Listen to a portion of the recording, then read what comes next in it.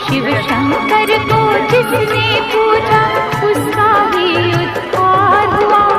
अंत काल को भव सागर में उसका बेड़ा पार हुआ। भोले शंकर की पूजा करो,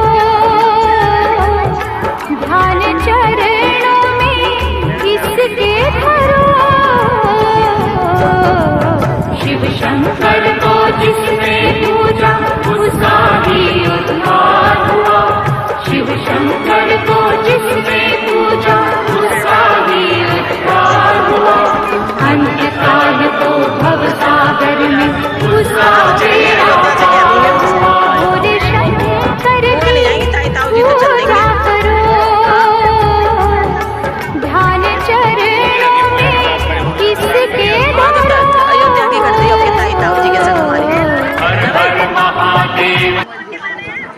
सुनना है।